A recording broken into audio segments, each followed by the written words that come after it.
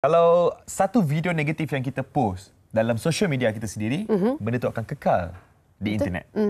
Dan sampai bila sebenarnya, adakah rakyat Malaysia ni terlalu pemaaf kan? Bila dah buat, lepas tu mengaku prank, lepas tu mengaku kita hanyalah lakonan semata-mata, tapi komen dah beribu-ribu ni, semua dah maki hamun, cakap kata-kata kesat semua ni, dah mengundang pelbagai dosa. Tapi lepas tu minta maaf. Rakyat Malaysia pun maafkan. Dan jadi lagi benda yang sama. Kat mana salahnya? Kat mana yang boleh kita betulkan? Kita tidak menghayati rukun negara kita, kesopanan dan kesusilaan. Itu yang kita nak bincangkan pada hari ini bersama dengan Profesor Datuk Dr. Fariza Mat Syam, pensyarah Universiti Pusat Dakwah dan Kepimpinan di UKM.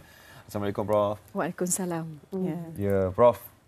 Tadi kita tengok video tu. Dan video-video, kalau nak cakap pasal tengok video ni, hari-hari ada saja video-video yang boleh dikatakan negatif di social media yang melibatkan mungkin anak muda masa kini yang hanya ingin mencari populariti dan clout di social media. Betul. Jadi mungkin Prof boleh kita buka sedikit pembukaan kita. Adakah di masa kini anak-anak muda ni tidak menghayati rukun negara kelima tu, kesopanan dan kesusilaan? Terima kasih kepada saudari Anim dan juga Haziq. Menurut kita, saya buka dulu dengan kata-kata Profesor Dr. Hamka. Beliau mengatakan dalam bukunya Pribadi, yang beliau mengatakan bahawa pribadi manusia ini ada dua bentuk. Satu pribadi pemikir dan satu lagi ialah pribadi pelaksana ataupun pengamal. Inilah.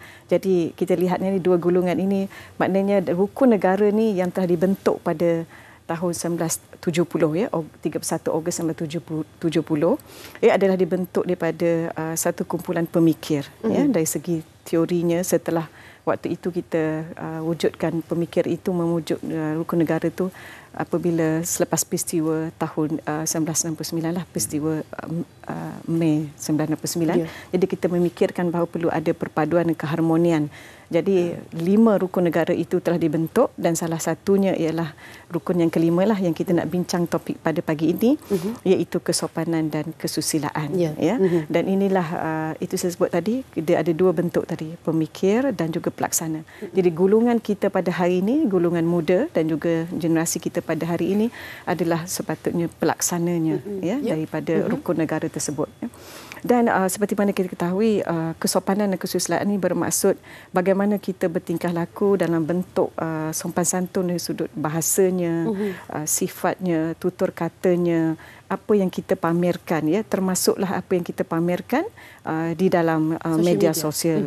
Jadi sebab ia akan menjadi ikutan dan pengaruh kepada yang besar, yang terkini dan tidak seperti zaman dulu mungkin secara langsung, tetapi media sosial ini pengaruhnya sangat kuat kerana dia banyak penonton dan yang melihatnya. Jadi perlu dilihatlah bahawa memang dia akan mempengaruhi, dan bila dah berlaku begitu, maka kita dapat lihatlah bagaimana komen-komen itu ada yang menggunakan kata-kata yang tidak sopan dan tidak tata susila tadilah.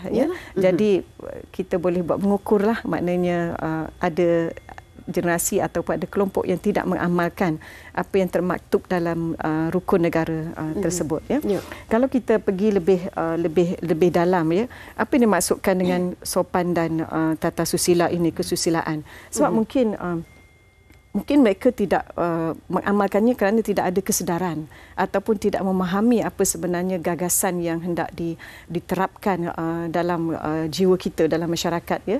Kerana kita tahu di Malaysia ini ialah pelbagai agama, pelbagai budaya, kepelbagaian itu, dari sudut majmuk dan pelbagai etnik dan sebagainya.